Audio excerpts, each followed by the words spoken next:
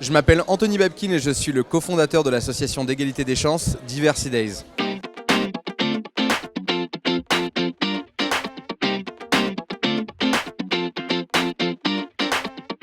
Diversity Days, c'est une association qui œuvre pour permettre à des personnes beaucoup plus diverses de prendre leur place dans les métiers de la tech et du numérique.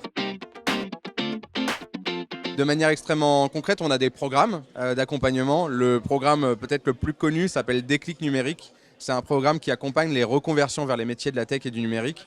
Il dure peut-être 40 heures, il est gratuit, 100% en ligne, accessible, avec aussi bien de la vélotipie, de la LSF. On montre que ces métiers ils sont ouverts, on peut s'y former partout en France, pas besoin d'avoir le bac.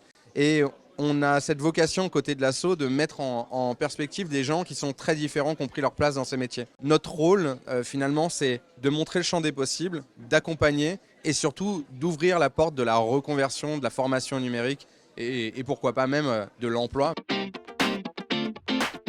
La dernière étude qu'on a menée avec PwC, Occurrence et Vivatech montre que 39% des personnes qui frappent à la porte des entreprises tech ont été victimes de discrimination.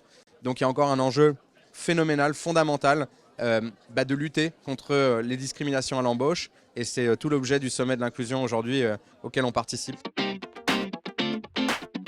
Aujourd'hui, on a entendu énormément de choses sur les entreprises qui s'impliquent dans les enjeux de diversité et d'inclusion. Ce qui me paraît fondamental, c'est l'objet de la mesure. Il a été abondamment commenté. Comment on mesure l'inclusion et la diversité dans l'entreprise sur les questions du genre, mais pas que, handicap, origine sociale, l'âge, les questions LGBTQIA+, il existe des outils.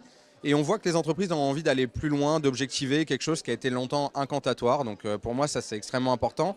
Et à défaut juste de mesurer, il y a aussi le fait de poser ce diagnostic. Il faut que les entreprises assument de communiquer aussi sur ces résultats pour dire on n'est pas bon là-dessus, on va corriger, on va prendre des mesures et l'année d'après, on va aussi mesurer à nouveau pour voir si nos efforts, les objectifs qu'on s'est donnés ont payé. Deuxième chose qui m'a apparu extrêmement structurant sur le sommet, c'est tous les engagements pris par des entreprises à leur échelle.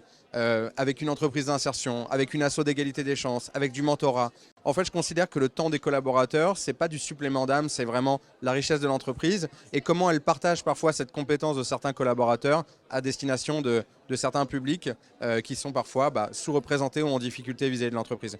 Et enfin, le troisième, c'est l'engagement commun. Très clairement, aujourd'hui, on voit qu'il y a quelque chose qui se passe et ça, c'est le sommet de l'inclusion qui le crée. C'est plus de 10 000 participants.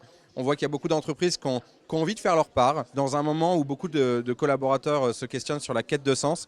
Donc j'ai envie de dire, foncez, faites votre part à votre échelle, que ce soit en tant que collaborateur ou au sommet de l'entreprise, pour une société plus inclusive et éviter de créer, à l'inverse de l'inclusion, de l'exclusion. Et comme le dit mon entreprise inclusive, ensemble faisons bouger les lignes, positivement.